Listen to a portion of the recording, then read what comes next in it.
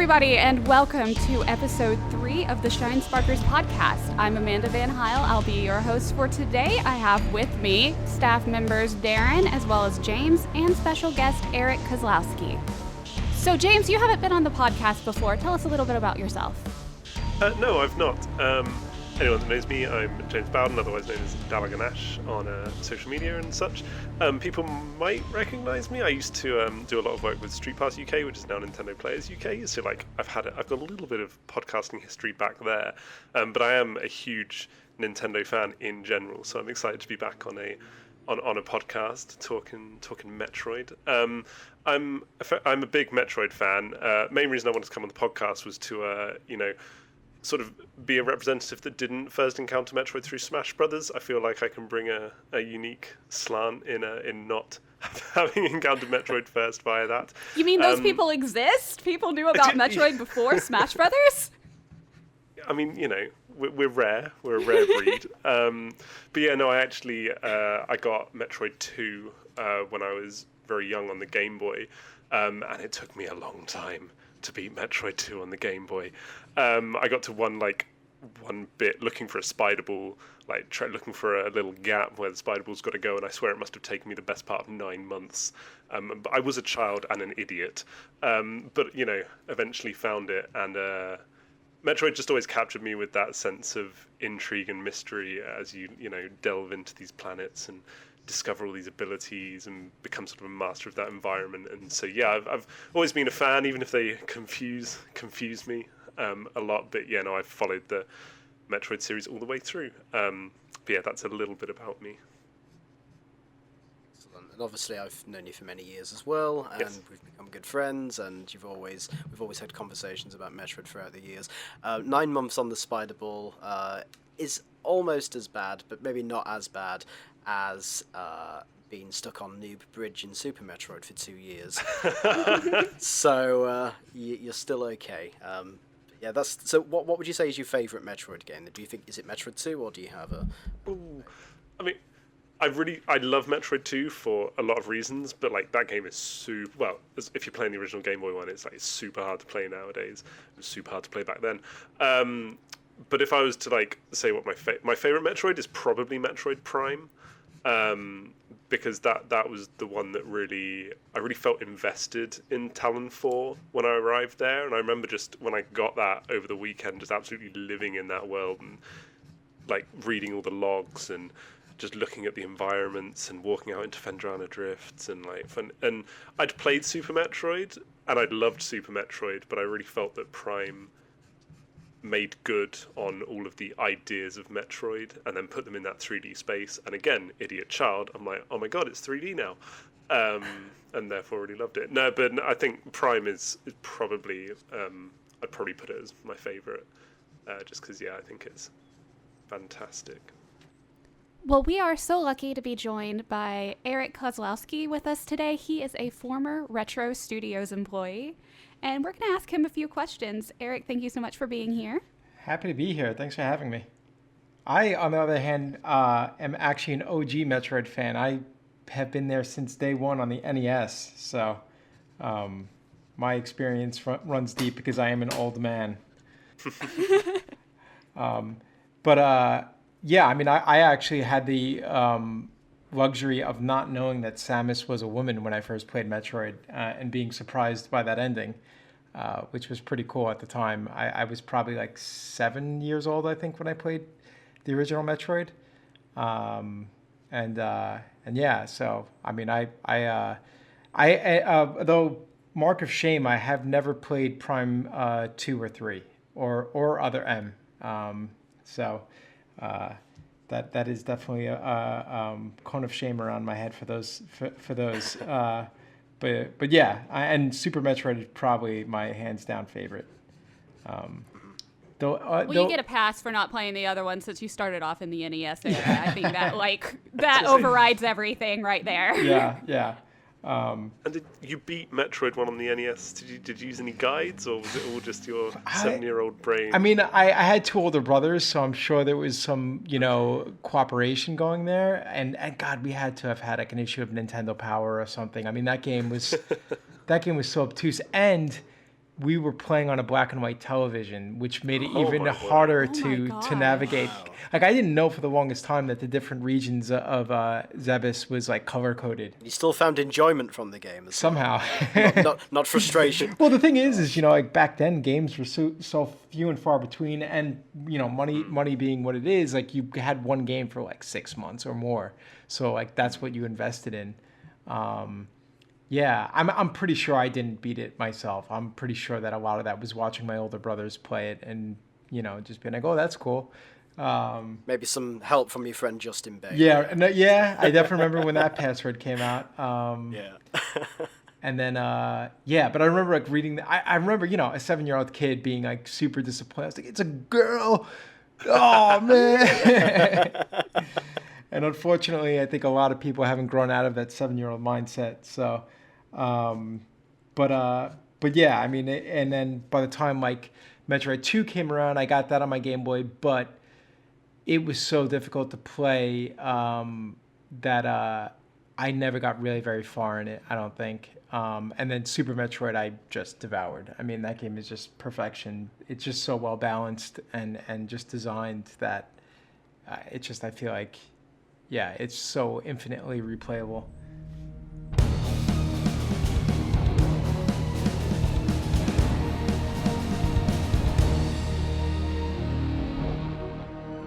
So these days I've been art directing quite a bit. When I was at Retro, I was an environment artist. They had different tiers. I was environment artist level 3, which was like the highest environment artist until you got into more like lead roles. I think that they might have restructured and changed things since then, but yeah. So that's kind of like my history in games. I've been working in the game industry since 2002. And I joined Retro in 2011 and left in August of 2015 Yeah.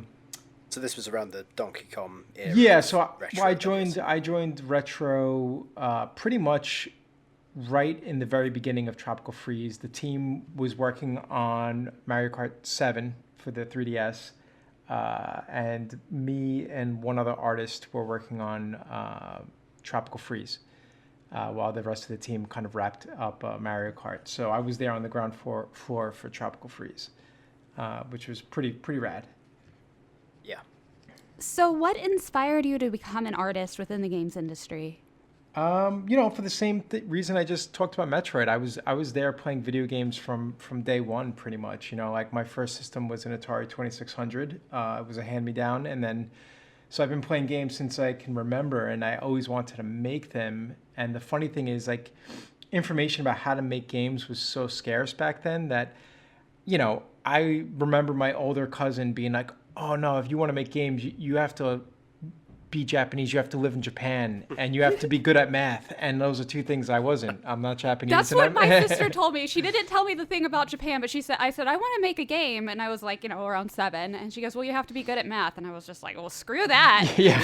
So, I'll yes. go act in them instead. Yeah, exactly. So you know, I was just, you know, pretty decent at art, and that carried me through grade school and high school, and I kind of like always wanted to make games. And then I remember playing Final Fantasy Tactics on my PlayStation, and I kind of had like an epiphany moment while watching the opening cutscene.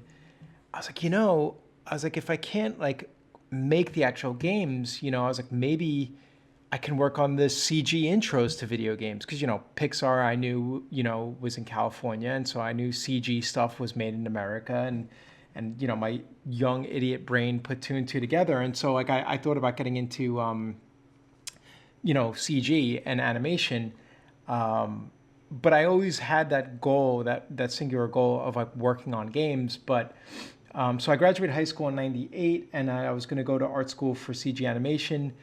That didn't really work out. I was kind of an idiot and kind of, you know, not quite ready to go to college yet. So I took 2 years off.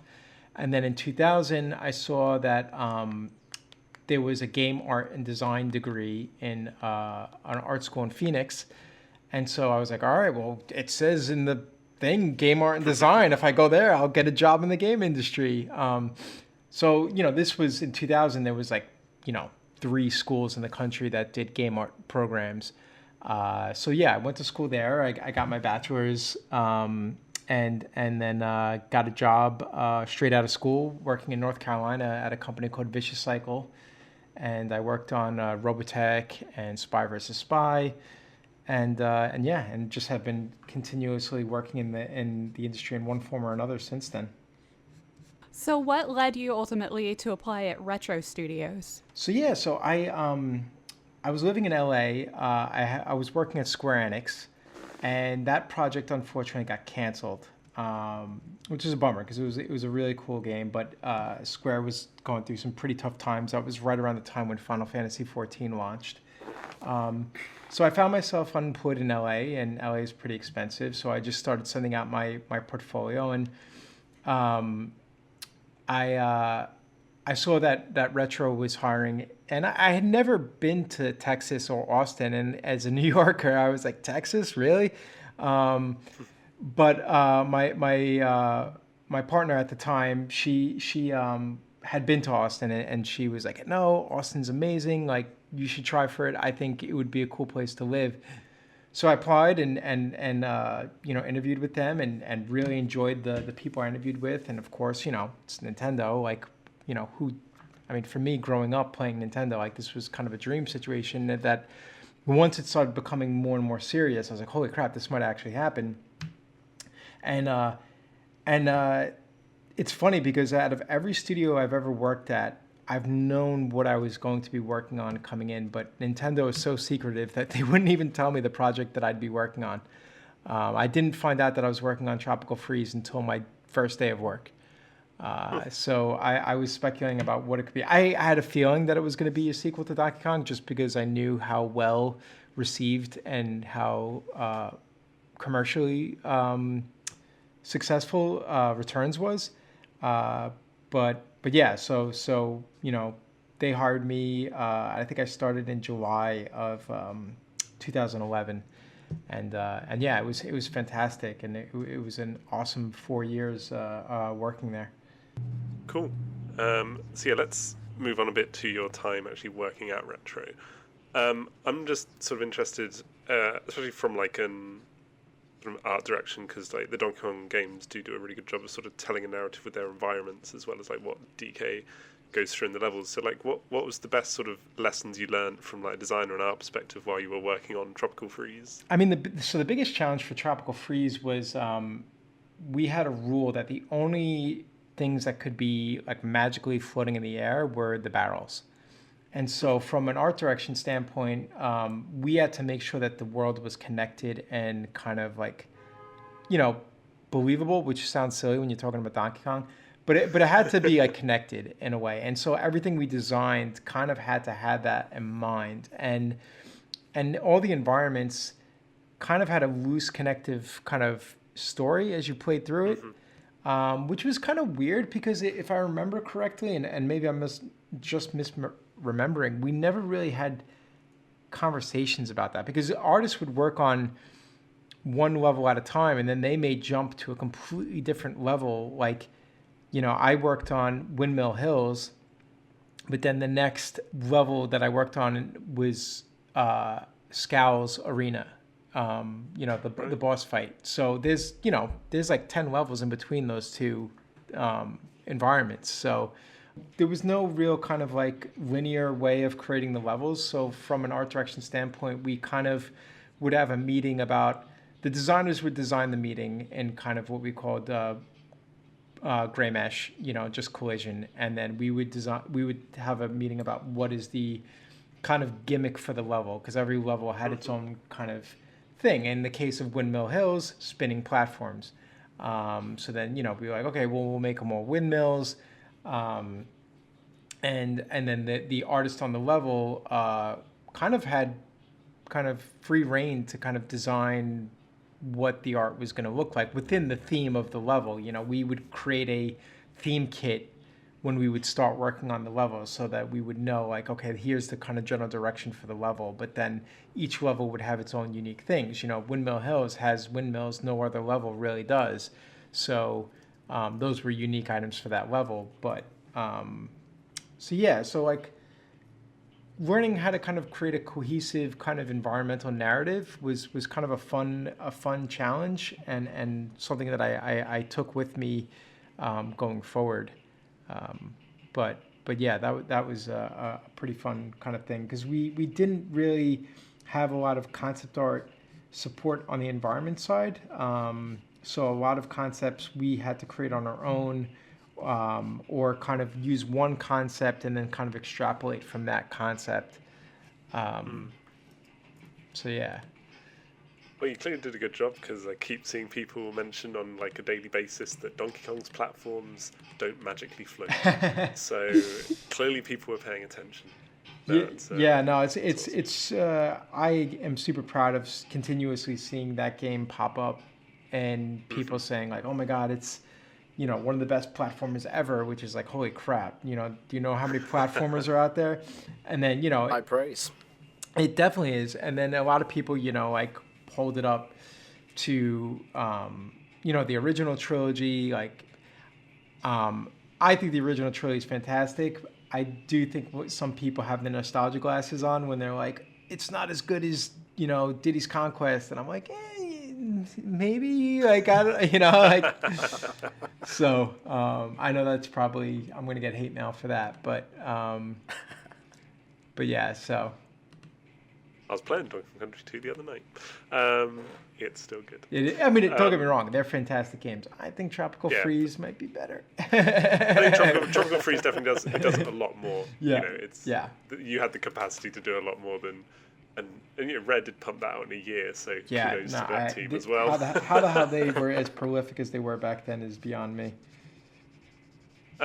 So just going off that, I know obviously the bulk of your time was spent on Tropical Freeze, but were there any other sort of design lessons or like art lessons you learned whilst working at Retro?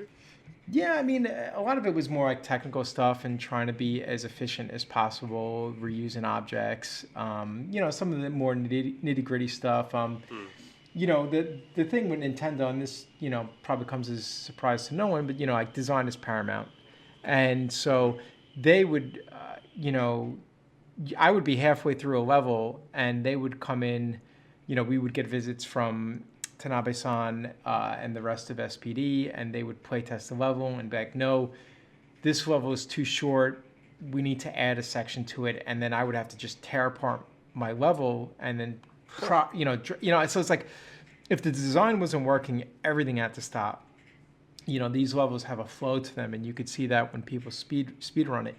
And so everything had to go beyond that. The art was always secondary to the design, which could be frustrating at times, to be sure. But at the end of the day, it's got to play well. And it's funny, I remember I worked on, I'm forgetting the name of the level, but it's the last level in the game when you're on the back of Rambi, and I think, is it like Meltdown Mayhem, maybe?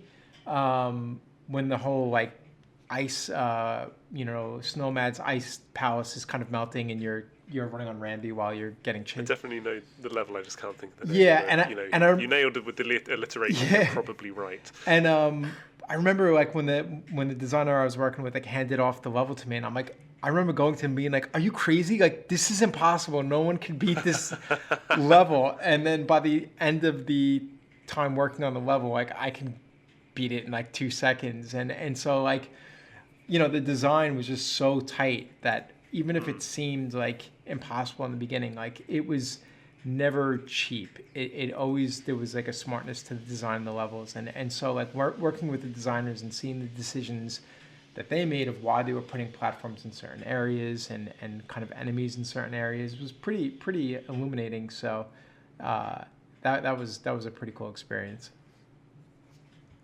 That's really cool. So I guess I'm kind of intrigued as well. Do you have any sort of memorable stories from your time working at Retro? Just not necessarily about a game, but just maybe interactions with staff or maybe something that happened? I mean, the most memorable thing for me was E3 2013. I knew, we were going there because we were announcing Tropical Freeze. If you remember, Tropical Freeze originally was going to launch November 2013. And so we went there, and I had hoped that I would meet Miyamoto, and so I brought my copy of the original Legend of Zelda from when I was a kid, from like 1986, 87. Yeah. And he was out there promoting Pikmin 3. And so I got to meet him, and that was a tremendous experience for me. It was like insanely, such, and he doesn't speak English, or if he does, it's very limited. So, but he just like exudes this positivity that is just infectious, and you could see why he designs such blissful experiences, because the man is just like joy. And so, I had my gold cartridge Zelda, and I handed it to him, and he signed it for me. And then we were wearing these Donkey Kong ties to promote Tropical Freeze. And so I'm like, oh my God, I just asked him to sign my Zelda. Do I push my luck? So I handed him the tie to sign the tie. And he not only signed the tie, but he drew Donkey Kong on it. That's so wow. cool. Yeah, and I just like kind of lost it. And like I have a picture of myself, and I'm just like perma-grinning. And so like I in my office at home, I have it framed above my desk. And it's that's cool. So that was like an amazing experience working for Nintendo, working for Retro, is getting to meet your heroes, and that was pretty incredible. And then like getting to meet and work with Tanabe-san. He worked on one of my favorite Zelda games, which is Link's Awakening. So that was a great experience. He also was a script writer for Link to the Past as well, which is my favorite Zelda game. So like getting to work with these luminaries that have been with Nintendo since day one, or not day one, but day one of the NES, was pretty incredible. And then the staff at Retro, you had a mix of people who worked. There were a couple of people who worked on the original Prime, a bunch of people who worked on Prime 2 and 3. So talking to them about that experience, what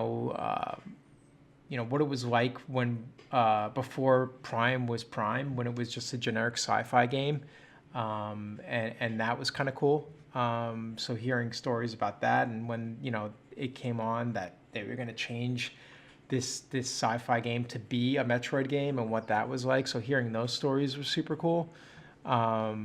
And then and so just being around like such a exceptional team was always inspiring. And then just the pride that you carry in the back of you that you're a part of Nintendo. I'll never forget that, for sure. I think we actually have the same tie, because in Australia they had a pre-order bonus, which was the tie for Donkey Kong Country Returns 3D.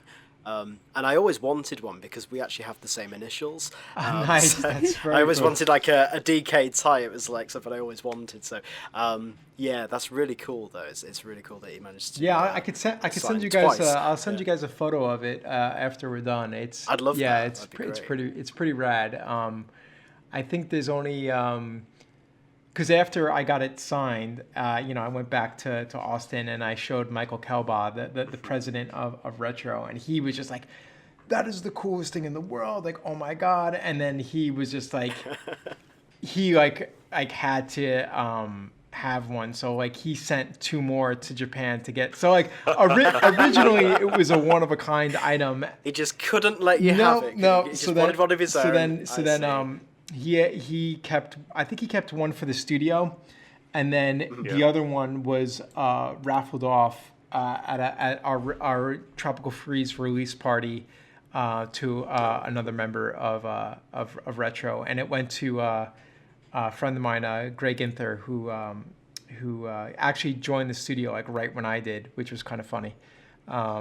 So there's three of these signed and sketched on DK ties out in the wild. You have to get mine signed. I know, somehow you got to someday. start carrying it with you to trade shows. Just send it to Japan. Yeah. To Japan. Please. Like, In the hope It'll get there eventually, right? Yeah, just say Eric said it's okay, and they'll totally do it. Yeah. He's getting sick of it by this point. It's like, he's just got it rubber stamped or something to stamp it on. Okay. Let's change track a little bit. So we don't see much of Retro Studios on social media. I'd say you just come out and announce a game every once in a while. But it weirded a lot of people out when they just decided to show some big juicy barbecue delights that one time. So how sumptuous were the Retro Studios steaks? Let's put it this way. I gained 15 pounds living in Texas. The food there is no joke. It's friggin' amazing. And Michael does love his barbecue. So, yeah, I mean... The Texan thing? Yeah, Texas barbecue is, like, huge. And it's amazing. But, I mean, the lack of social presence for Retro is because... the way they see it is that they are Retro, but they are Nintendo. And any sort of discourse should come from NOA or NCL. So it's not Retro's job to kind of have a social media presence in the way of like, day to day. If anything's going to come out, it's going to come from NOA. And so that's the way that they always kind of treated their social media presence. I don't know if that's changed or not, but when I was there, it was always like, hey, we're Nintendo. My paychecks said Nintendo on it. It didn't say Retro. So they always, kept that kind of mindset. And so them having a Twitter account was just kind of like, I think maybe, and I'm just guessing here, maybe just parking the IP, so to speak, parking the domain. Yeah. So that's why they kind of always like had it, if anything was to be said, it would come up from on high, which is a bummer because, I'm, and personally speaking, I think that, it's fun to have a kind of discourse with fans, but, that's... Well, talking to that sort of level about, with the fans, does Retro definitely like, I mean, I guess they must be aware of the communities around their games. Do they have like fan art on the fridge, or like, how aware are they of? The fans. Yeah, of their games? we were aware of everything. Like anything that came through, any sort of rumor that like, there were like so many things like, what is Retro working on? Is it Raven Blade? Is it? I loved hearing the Raven Blade rumors come back up. I'm like, what are you basing that on? The fact that they were making that once upon a time. Yeah, there was like a couple of pieces of old concept art sitting around in a drawer that I saw once, and I was like, oh, that's cool. Like nobody talks about football. Like there was a football game that Retro. Car combat, man. Exactly. Where's car combat? Right? So yeah, we were aware of all the rumors and what people thought we were working on and all that stuff. And yeah, it's just like, again, but we never engaged in that because, again, that was not our call. That was NOA and by extension NCL would be the ones to kind of like, speak to those rumors or comments and we would get we would get things from fans every now and then, which was like super cool. There was like, while I was there, was the I think it was the 10th anniversary of Metroid Prime, and someone sent like a whole like care package to the studio as like a thank you, which was like crazy. It had like, I don't know, it was like food and candies, and so and that's kind of weird because we're like, do we eat this? Is this safe? Is everything sealed? Yeah, exactly. So Nintendo and Retro pretty private companies, so we don't like to have like our, they didn't like to have their address like advertised and things like that. Unsolicited visits were always frowned upon. So every now and then we'd have people coming to the studio trying to like apply in person and stuff like that. And it's like, it's not really how you do it, send an email. So, yeah, but. So that's a no to the fan art on the fridge. No, there was no fan art on the fridge. Just a signed Donkey Kong tie. Yeah. Well, I mean, one thing I was really proud of that I kind of spearheaded while I was there was, so when I started at Retro, we were still in their original location.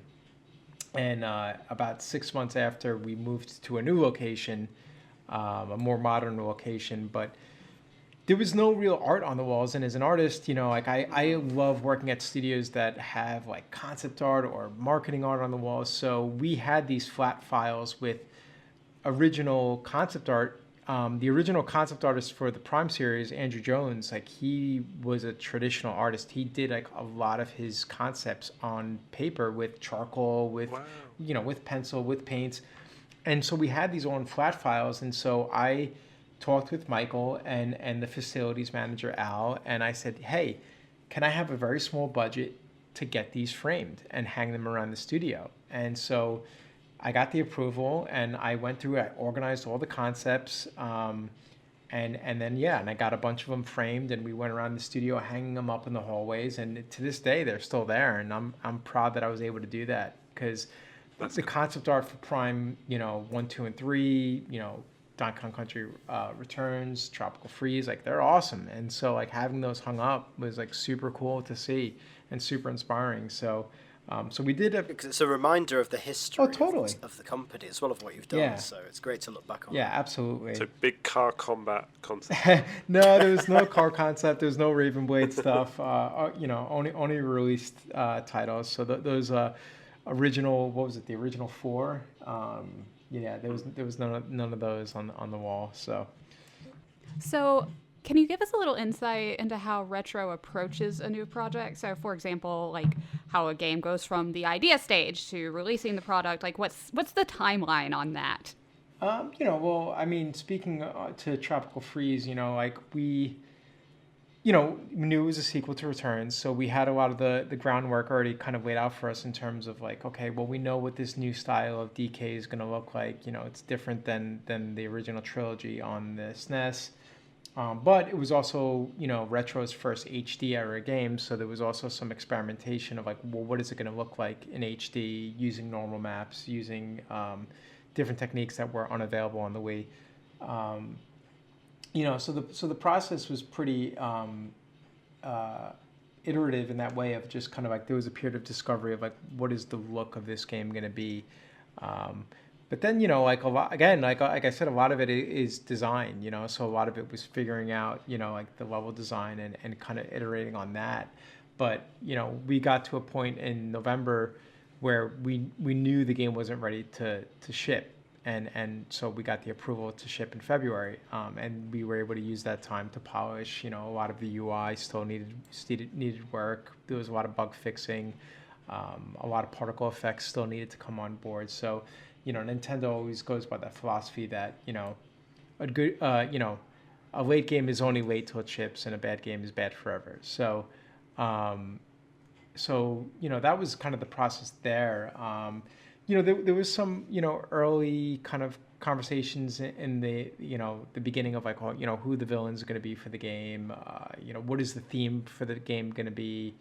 I don't know how much I could speak to that. There was another, suffice to say that the Snowmads were, there was another kind of enemy that we were talking about using. It wasn't the Kremlings. As far as I know, the Kremlings were never considered while I was there, but there was another enemy type that we were talking about using at the time. But yeah, so there were conversations about that. Yeah, I think you sort of touched upon elements of this just in your previous answers, but obviously Nintendo games are commonly designed like gameplay first, and they apply that to a franchise that fits. Like we've heard that with things like Splatoon, where they tried out with existing franchises, but then ultimately they were like, this is a new thing. But like Retro seems focused more on like evolving established series with fresh ideas. So from like speaking to people, would you say that's like an accurate statement in terms of the way design is approached in the studio? But also, what other Nintendo franchise do you think Retro could successfully update? Well, I think that just kind of happened. I don't think there was any sort of like mandate, like as Retro is going to be the updater studio. I think it's just like Nintendo has like a really strong stable of IP, and it's just like, like Retro has a really solid team, so it's just like goes hand in hand. And I think Retro could, really succeed with any franchise, that comes their way. If Nintendo was like, oh, we want you to update Ice Climbers, it's like, yeah, they would do an amazing job at that. If they wanted to, continue on with Donkey Kong, they would do amazing with that. I think Prime 4 will be probably amazing. But yeah, I don't think there was ever a mandate that. I think that Retro just kind of got that reputation because they took two franchises that were dormant and kind of updated them, and that was. I don't think that was by design. I think that just was happenstance, but I could be wrong. I was never part of those high level discussions on which franchise Retro would take on. So. Was there ever an appetite within the team to go back to Metroid, despite working on Tropical Freeze? Yeah, absolutely. I mean, there's a real passion there for Metroid. I mean, there's a passion there for every Nintendo franchise. And I know, speaking for myself, like I really wanted to work on Prime. That was never part of the conversation while, I was focused on Tropical Freeze. But, in the back of my head, I was like, wouldn't it be amazing to work on another Prime? And, I was thinking, like, where do you take the franchise now that Other M has kind of established, a kind of direction for Samus, and Prime, ended where it ended and stuff like that. So I had ideas on kind of like what I personally would like to see the franchise go, sort of like a reboot of sorts. But yeah, we were so focused on Tropical Freeze that, that was like, it's like we didn't, as far as I know, and my, I was in the trenches, so to speak. Like, I don't know what discussions were being happened behind closed doors on whether or not, Metroid would come back into the studio or not. Obviously it did, but that was, way after I left. So just again, I think this is one you've touched upon briefly, but do you feel that like Retro Studios have a great deal of creative freedom to do what they believe to be right in the games they make, or does Nintendo have like a super strict approval process where they like scrutinize every little thing? I mean, again, like this is just like I think yes and no, and I know that's like a non-answer, but like for certain things, like speaking for myself on like the art side, on the environment side, like we were given a lot of artistic freedom to design the levels the way we wanted. Now on the character side of things, I think things were way more scrutinized. Like DK had to look a very, he's Donkey Kong. He has to look like Donkey Kong. They have Pantone colors for what his fur is colored. Like there are rules that if DK is smiling with his mouth open, he has no teeth. If he's smiling with his mouth closed, he has teeth. Like things like that. Like very specific, unflexible rules. But I think like ultimately the buck stops with Nintendo proper, and they are very very strict with certain things. So that's why I say like yes and no. It just depends on what it is. They're very protective of their characters and their IP, and they're not going to let you take drastic risks with things. So you're not suddenly going to see a Donkey Kong RPG. But yeah. So like on a micro level, there's a lot of creative freedom. On a macro, maybe things are more approval. I would say. So obviously we were just talking about how Retro approaches a project and the sort of what you go through for that. In relation to Metroid Prime 4, based on where we are currently, which is like February 2020, where do you think they are right now in development? Just to sort of give us an idea. I mean, I couldn't really say. I mean, if I was, if you assume that they started the project when that announcement was made, that was like a year ago, I would say, and just entering to production now, if you were talking about game development, and usually, like if you have a generous pre-production phase, I mean, a year of pre-production, where you're trying to figure out what the style of the game is going to be, you're developing concepts, like scenarios, what are the environments going to be, but that's just pure conjecture on my point. Like I have no idea. Sure. I don't know if they took any stuff from what was being done at I don't even know what other studio. I think the rumor was Namco. I don't know for a fact if that's the case, but if they that was never confirmed. Yeah, it was never. So I don't even know like if they took any assets from the other game, or if they're just nuking it and saying no, this is going to be completely different. I know they were hiring for an art director, so that's a key position there. So I don't know if they just hired someone recently, so I don't know if he came on board and upended the tea table and said, we're doing something completely different. So it's really hard to say where they would be at now. I don't know. I'm as anxious to play that game as anyone, so. Well, that's fair enough. That's okay. So you mentioned talking about Tanabe-san earlier. What was it like to work with him, and what's your personal impression of him? He's a very talented designer, and he was always super nice and very easygoing. I didn't work that much directly with him. He was more involved in design of the levels. I think he could be very, strict and very matter of fact. And I think when he had an idea that he felt was worthy of championing, I think he, from what I heard, could be very, all right, this is the way it's got to be kind of thing, which could be frustrating if you already have a design in place. And like I said, he would come in and be like, no, this level is too long or too short. It needs to change. Playtest says such and such. And so it's like, oh, crap. But, we have a deadline and we're already, X way through the design of the level. And now it needs to change. So I think, he had his kind of way of doing things. And I think a lot of times, that could be potentially frustrating if he came in and said something needed to change or not. But I had only very positive experiences working with him. He seemed like a really nice guy, and yeah. So when we discussed the idea of you appearing on the podcast, you did tell me that you had a sort of Metroid pitch idea that you had while you were at Retro, and you mentioned earlier a little bit about a sort of reboot.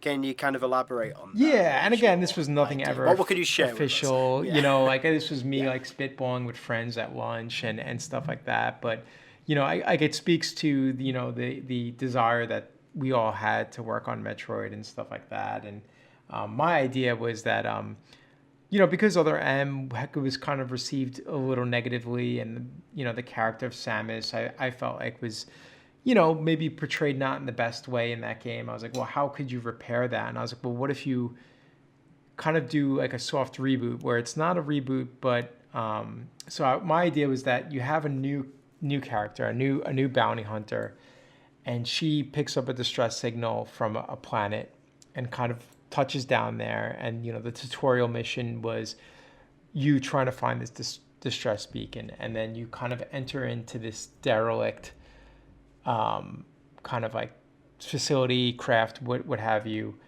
and you find Samus, her power armor, just kind of she's dead, sitting on a chair.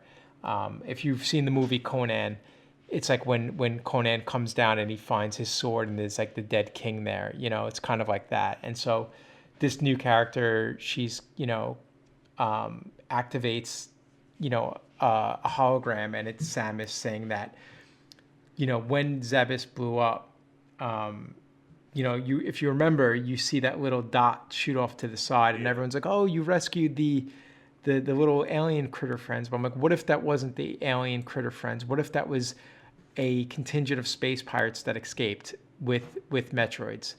And so that after, Super Metroid, Samus was tracking these space pirates down, and she tracked them to this planet where the space pirates had a hidden facility where they were to continue to try and breed Metroids. And she was able to stop them from getting off the planet, but that also meant that she couldn't leave the planet either. And so my idea was that you would become the new kind of Samus. You would inherit her power armor, and her hologram would kind of be like a fee, kind of like a Navi, kind of like a guide for you throughout the game.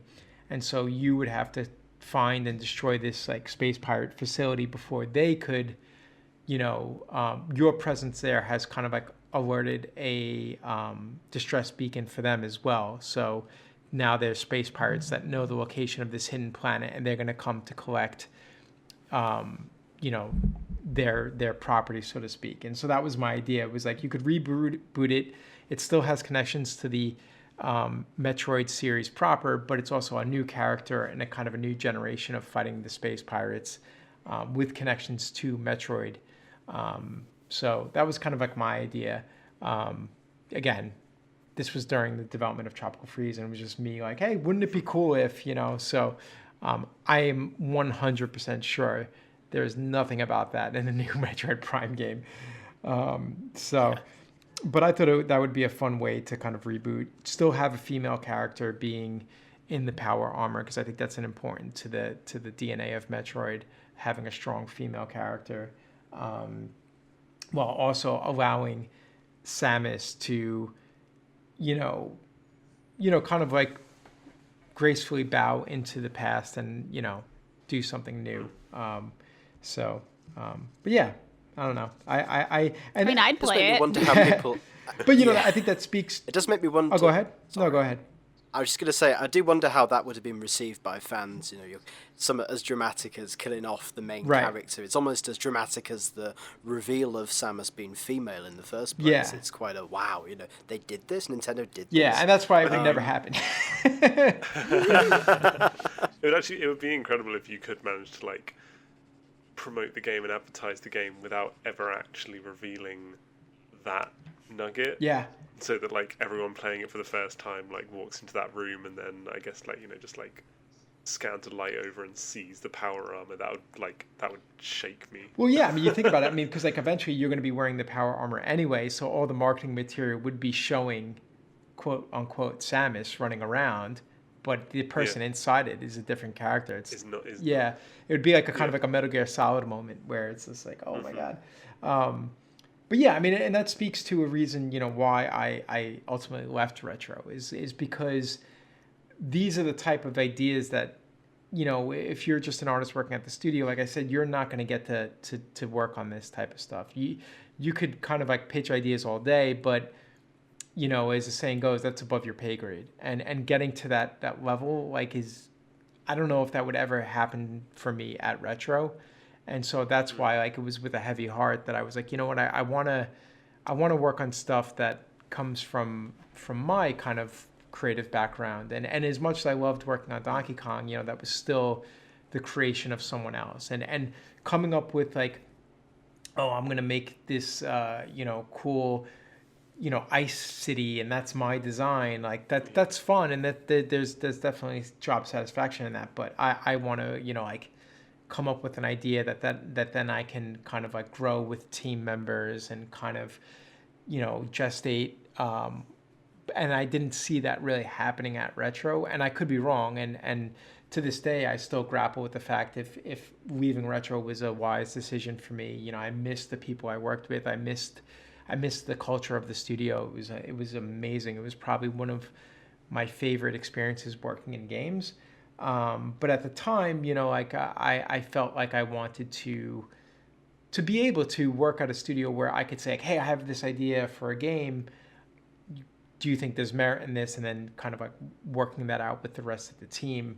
And I didn't really see that happening at Retro. So that was ultimately why I decided to leave. Not in this particular case with my Metroid idea, but just in general where, there was stuff that, I worked on after there was a period after Tropical Freeze shipped where I was working on a project, and there were creative ideas I had that ultimately fell on deaf ears, and that was frustrating. And so I felt like, okay, well, it's probably my creative ambitions lie elsewhere outside of Retro. So. Well, since leaving Retro, you've worked with several companies, but to highlight one in particular, you worked with Lab Zero Games on a Metroidvania title called Indivisible. And so for those of us who may not have played the game, what can you tell us about it and about your time working on it? Yeah, so I mean, I worked on the game largely for about a year in pre-production, kind of like helping to establish the direction of like what the environments were going to look like. It was a really ambitious project. It started as an Indiegogo, crowdfunding campaign, grew from there. 505 co-funded the project.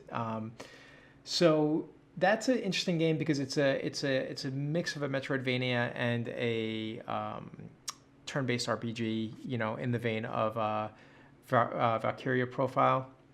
And yeah, so I came on as a lead, and that was definitely a project where I felt like my ideas, like kind of like, oh, like I have an idea for, I'm a big fan of kind of industrial revolution, steampunkish stuff. So I was like, oh, we want to do an Iron Kingdom. So like I brought in a lot of like my kind of like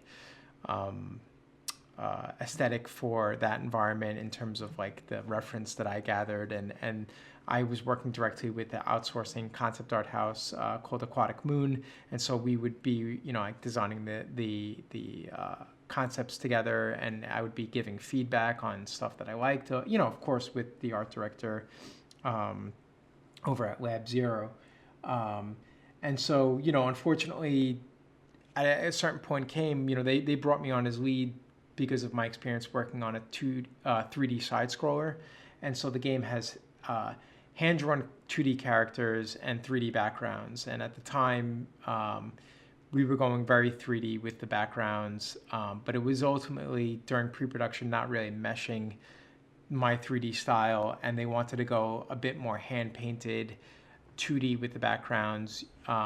So ultimately, like my skills were not really kind of, for a small team to have me on board, I was ultimately like, quote unquote laid off from the project, and they decided to go in a new direction with the a more 2D approach, a more hand-drawn, hand-painted approach for the backgrounds.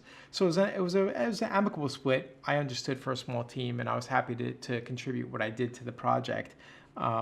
Ultimately, I think the game shipped, looks fantastic. I played through and finished it. It's a really fun game. I recommend everyone to play it. I think it's on Game Pass now if you have an Xbox. But it was fun to kind of like come up with these environments that, need to be revisited in kind of a Metroidvania fashion where you come back with new abilities from another environment. The challenge was each environment was so different from the next. You had one environment that was, inspired by Kowloon, and then another environment inspired by Victorian England, and then another environment, inspired by, a Mediterranean, Middle Eastern kind of look. So, in a Metroid sense, if you're designing a Metroid, you're in Zebes, it's like, you have Brinstar versus Norfair, so you have one that's kind of green caves versus one that's, like red caves, whereas this is like you have a completely different architectural style versus another architectural style. And so from a production standpoint, that created a lot of challenges. So thinking that in mind was definitely a big challenge in designing the levels. And so it was a very art-intensive kind of production, and they went through delays as well, because I think as the project went on, I think the scope was bigger than initially planned. But yeah, so I think that was a lot of fun to kind of just try and figure out like, okay, well, how do we create transitions between these two environments? If you're going from the Iron Kingdom, Victorian kind of England inspired, to the port town of Marifa, which is very, kind of Mediterranean, Middle Eastern. How do you bridge those two together? So those created some interesting challenges, because also, like design wanted everything to be one contiguous world where there were no loads, so you couldn't just warp from one area to the other. I mean, eventually you could do fast travel and stuff, but the initial goal was that you can walk from point A to point B and have it be contiguous. And so that created some challenges there for sure. Cool. Very different to Skullgirls. Yeah, very, very different. And then after that I joined Defiant, and I was working on Lords of the Fallen 2, which was before it was canceled. It had a lot of Metroidvania kind of elements. We were looking at Arkham Asylum. Batman Arkham Asylum is a big influence of how we were designing our world. And Arkham Asylum was very much like a 3D Metroidvania. So again, like a contiguous world where you could go from one point to another. You can open up, and the Lords of the Fallen franchise is very much Dark Souls inspired, and Dark Souls is very much inspired by Metroid. So there's a lot of connective tissue there. So you're entering in one part of the castle, and then you're opening up a fast access point, 2 hours later that brings you back to where you started. So that was a lot of fun. And that project crushed me when it was canceled, because that was very much when I left Retro. That working on Lords of the Fallen is what I was aspiring to. A game where I could pour a lot of my artistic DNA into it. And so, I that game artistically was very much like my child. And I'm not taking credit for all of the art in the game. It was very much a collaborative experience. I set the art direction for the project, but then, artists on the team would come to me and be like, hey, what do you think about this? And I'd be like, that's brilliant. Let's go with that. That's a cool direction on the concept that I pitched that I didn't even see. And so it was just so much fun to see this collaborative kind of I had this nugget of an idea, and then through teamwork, we would kind of grow that kind of nugget into something bigger, and then you would expand upon it. And then an idea that an artist had for one thing gives me an idea for something else, and then we just kind of, start massaging that idea and growing it, and then it's something completely different than I originally imagined. And that's kind of the beauty of game development, is when, I bristle when you have this kind of auteur theory where it's like, oh, it's all my idea. And it's like, no, yes, there probably, in any creative endeavor, there probably has to be, someone steering the ship. But there is never going to be something where it's wholly yours. The beauty of game development is you have creatives from so many different backgrounds. And if you allow it, you're going to get so many great ideas that kind of can riff off of your initial kind of, concept. And so that was so much fun. Is I had this idea for the art direction of Lords of the Fallen, but working with the concept artists, the character artists, the environment artists, we were kind of constantly molding this so that throughout the course of the project, it was transforming and evolving. And that was so much fun. And that was my ultimate dream. And I hope I get to do that again someday. Time will tell if I get that opportunity. But yeah, so. Oh, hopefully. I'm actually looking forward to Lords of the Fallen 2, so that's... Yeah, I mean, it was canceled. I think it was brought in-house at CI Games. Yeah. I don't know how much of my original art direction is going to carry through. Yep. CI Games had financial troubles. I don't know what the whole story is there. I know we delivered all of the, art assets that we made. I delivered all of my design docs. All of my art direction material to them. So it's in their hands now. If it sees the light of day, that's cool. Hopefully some of my team's DNA lives on in there, but we'll see.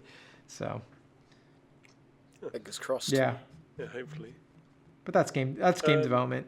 It's the industry is littered with unseen projects. So can be quite a turbulent career, but if someone was considering getting into the games industry, what would be your main advice to them? Develop a thick skin, and be patient. Everyone wants to come in and be, a Kojima, a Miyamoto, a Cory Barlog, and that's kind of rare. The auteur theory, everyone loves a rock star, but I think find your passion, work within that, build up experience, and then maybe you find a group of people you really enjoy working with, and then you could spin off and kind of grow something together. The Yacht Club games, they worked at Way Forward, and they found a group of people that they really enjoyed working with, and they weren't getting to work together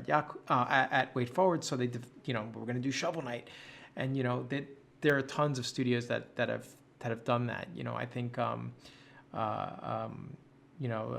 the team that did Hollow Knight, is a similar story. It was we want to make a Metroidvania game, but we're not getting to do that where we work, so let's go off and do our own thing. But doing that from day one, just entering to the industry is rare. Some people have, and that's incredible. But a lot of times you develop experience, you learn how games are made, you develop, connections with, engineers or designers or artists, and then you could be like, okay, hey, let's go off and do this together. But I would say, like, learn the ropes, enter into the industry, find your passion, whether it's animation, environment art, character art, programming, and, see how games are made, get a couple of games under your belt, and then kind of like try and find, where your niche lies. Some people, love working on a huge AAA team. I have friends who still work at Naughty Dog who, love, like, I make textures all day and I love doing it and I love being a part of it, and that's fine for them. That wasn't the case for me. I like having my hands in all part of the development. That's why art direction is so much fun, because I get to work with character artists, particle artists, lighting artists, environment artists, concept artists, and I love being a part of that whole process. But I had to discover that, through a path of, like I said, I my first internship was in 2002. I worked on a canceled PS2 game as a level designer. And then, I worked as a prop artist on a PC game called Steel Tide, and then, I've done character art, I've done environment art, I've done concept art, and I'm not a good concept artist by any stretch.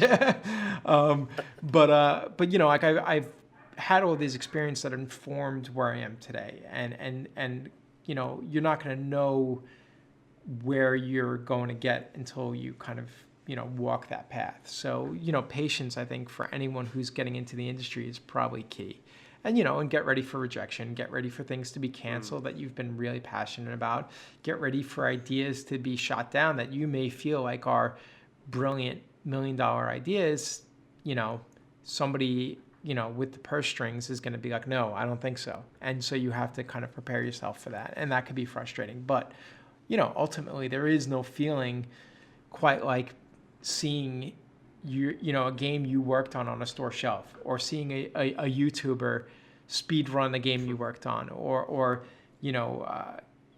Mark Brown. I mean, I don't know if you guys follow like Game Maker's Toolkit. He did a thing on Tropical Freeze, and that's incredible. To see that. So like, those are the highs that I think are worth working towards in this industry, and I wouldn't trade that for the world, for all the pitfalls and trials and tribulations that come with it, working crunch and getting laid off, having games canceled. Ultimately I'm still here almost 20 years later, so either I'm crazy or I love it, or both, so. I did want to just ask, what's the kind of work-life balance with Retro? Like, do they look after their team? Is there any sort of horror stories there, like, compared to other my studios? experience working there was, I would say, wholly positive. Towards the end of Tropical Freeze, things did get a little hairy for some people on the team. I think... like I said, we had that extension from November ship date to February ship date, and I think in that period, some people on the team did have to work overtime. But that was a very short period. For the most part, the life-work balance was really good, and Retro takes care of their employees like supremely well. Like I said, I would go back to Retro someday if they would have me. I think my time there was tremendous. If we did work late, dinner was ordered. There was one period where they brought in chair massage for people who were working late, so that they, like if you were, needed a break, like they would pay for you to get a massage for 20 minutes, which was phenomenal. It never happened to me at any other studio. They would have regular events for employees, like hey, they would bring in barbecue, we would have events at the studio, for families to come in and do things. So I think it was a tremendous studio. Nintendo, we never had layoffs even during the hard years of the Wii U. Famously, Iwata, took a pay cut so that, whether that was a symbolic gesture or not, I don't know, but it meant a lot to us, when we heard that. And so, yeah, I think it was, I can't speak for other Nintendo studios, but I think at Retro, I think, yeah, they were tremendous. And I think anyone should consider themselves fortunate to work there. I think that's going to go down well with a lot of fans as well, because obviously we don't have this insight. Yeah. So this is good news. I think a lot of people will be very happy to hear that. Awesome, yeah, and it's the truth, for sure. I mean, there's a lot of people who have been at Retro for over 10 years, and that's rare in the game industry. And I think that speaks to the quality of the studio, that people aren't looking to leave. Yeah. So if you're listening, Retro, keep up the good work there. Clearly you're doing good things. Yeah. Yeah, when I find out companies are just treat their employees well like that, it makes me just want to support the games they make even more. Yeah. We made a good choice when we decided to back Metroid and make a fan site. It could have been something else. So that's great. So I suppose I should probably just finish up this interview by asking this one question, and I'm sure a lot of people will be wondering. To your knowledge, is Star Fox Grand Prix a legitimate game that Retro was actually working on, or is it just a rumor? It's just a rumor, as far as I know. When I was at Retro, it was never even brought up into the conversation. Star Fox was never. I mean, I had an idea for a Star Fox game again, because all I do is think of ideas, and so while working on Tropical Freeze, I had an idea. This was even before Star Fox Zero came out. We could just dedicate a whole episode to hell yeah, that'd be pretty. It's great. Yeah, they're brilliant ideas. Punch. Yeah. Star Fox Zero came out, and so we were like, okay, well, Nintendo already made a Star Fox game, so that never even came into the conversation of potential IP to work on. I didn't even know that Star Fox was even, on the table or not, in terms of what is Retro going to work on next? That never even came up. So as far as I know, I mean, again, I left Retro in August of 2015. Could they have worked on a Star Fox thing, a pitch? Maybe, but as far as I know, no. So, and definitely not a racing game. I don't even know where that came from. So, but, They really liked the dinosaur part of the racing game. Yeah, right? So, hey, it could be cool. Diddy Kong Racing was awesome. So an adventure-focused racing game, sure, why not? But as far as I know, that was not at Retro. But, like I said, it's been 5 years since I've worked there, so who knows? But, so... Thank you for answering those questions. That really means a lot, and it's nice to have an insight into the inner workings of Retro and your point of view through the development of those games. So thank you very much for your time. Again, thank you guys for having me. I really enjoyed this, and I look forward to more of your guys' podcasts and seeing what you guys do for the Metroid community. So, thanks. Thanks. Is there anything that you want to end with, like any message to fans, or do you want to plug anything that you're currently working on? What's next for you? Right now, I'm pretty low key. I'm working here in New York City on nothing big. Actually, I work for MLB of all places, so that's kind of a baseball games. It's fun. It's not the most creatively exciting thing in the world, but it's still fun. And I'm doing a lot of personal projects right now. I'm finishing up an art book that I've been working on, so hopefully I can look for publishing that pretty soon. I'm got nothing super big to plug right now, but we'll see what happens in the future. Cool. Well, good luck. Thank you so much, and best of luck for the future. Yeah, and it's been a pleasure speaking with y'all. Yeah, thank you so much. Thanks.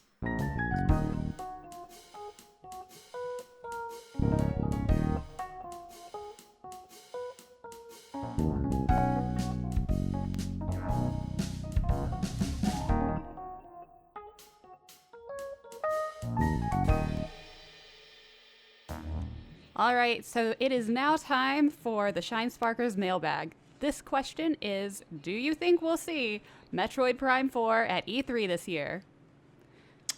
So, I hope so.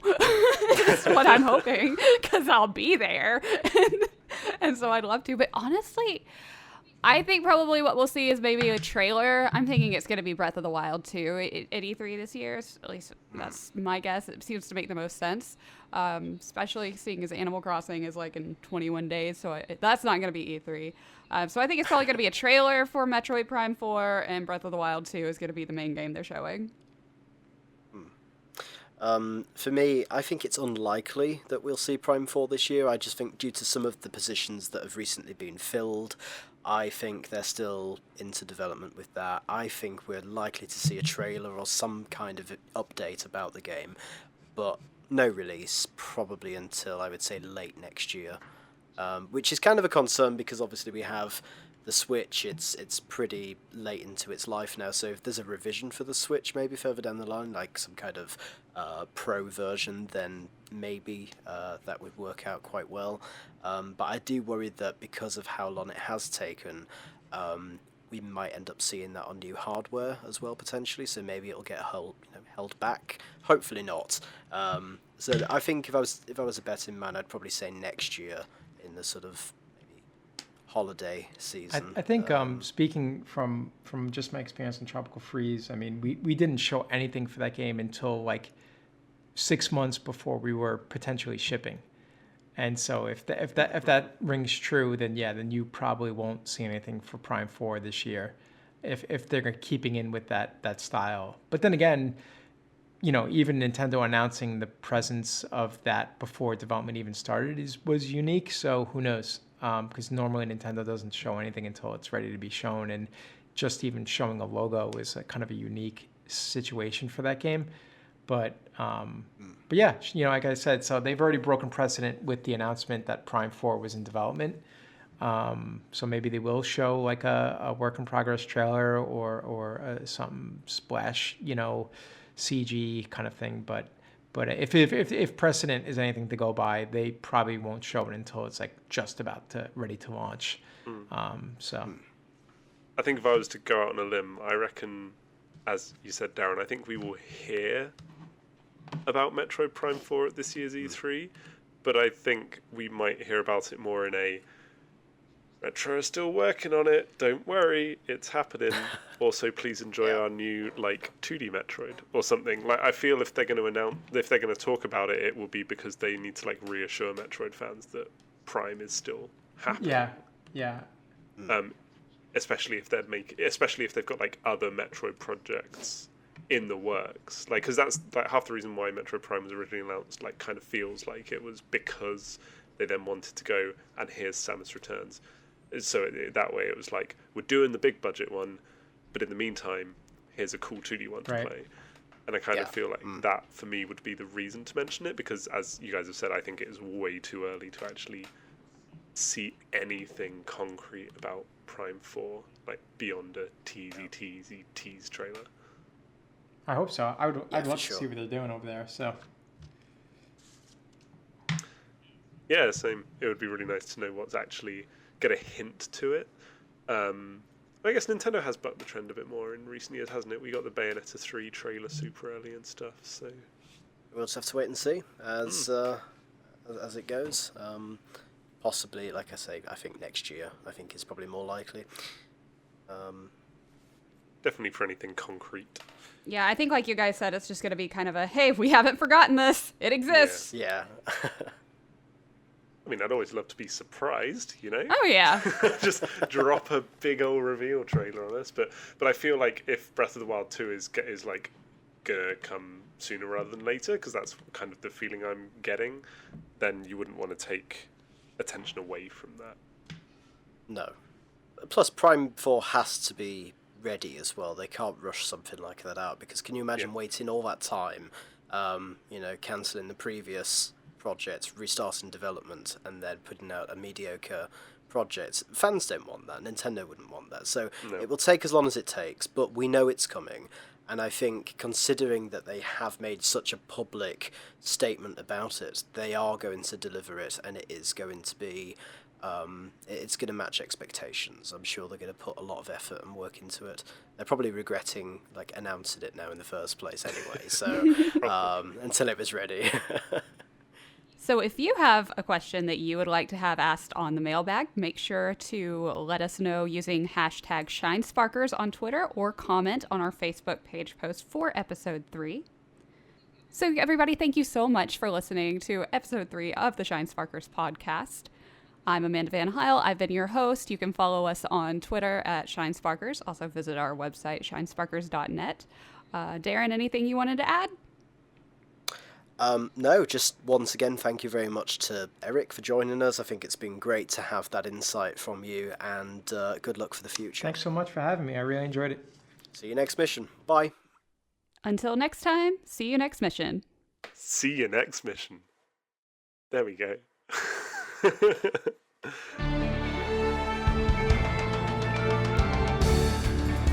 I am joined by Shinesparkers members Darren and James, as well as special guest Eric Kozlowsky. I'm so sorry. Let me just start that from the top. I always have to do that. I always have to do a warm-up one and then redo it, and then I'm good. Did you hit a head once? I did. I had that one concussion a few months ago, and I'm screwed from there.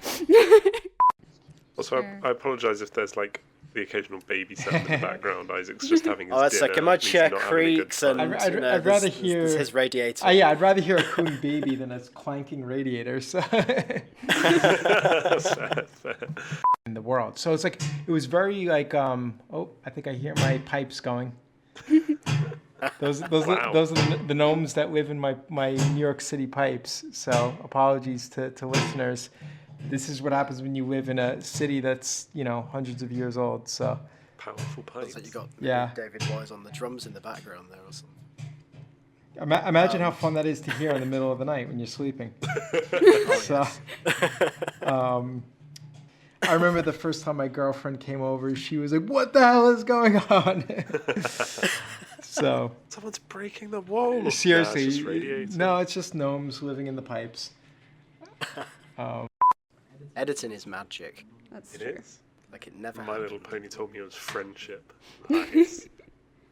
No, we're going to put that in the bloopers at the end now. That is definitely Yeah. the ending. So, yeah. I think there was a point where James should have also said, "See you next mission," and we didn't kind of rehearse that, did we? So we always say, "See you next mission" at the end. James, you're fired. You're fired. Maybe or bye or something. We just sort of we always close out with that. But I have heard. Bye. Bye. Okay, yeah, I'll there add you my go. own see you next mission. the moment's gone now. I just gonna have to edit it in See you and next everything. mission. It's just Oi, extra oi, time don't for laugh. Torbjorn. Don't you giggle. There we go. Stop that. You're gonna throw me off.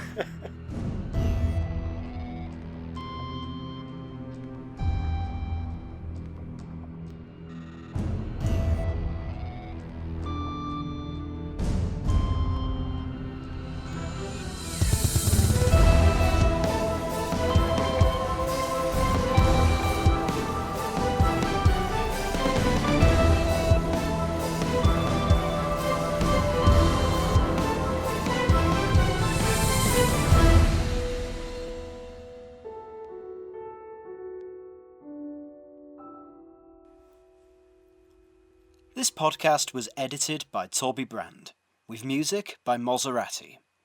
If you enjoyed what you heard, please consider following our social media pages on Twitter, Facebook, and Instagram.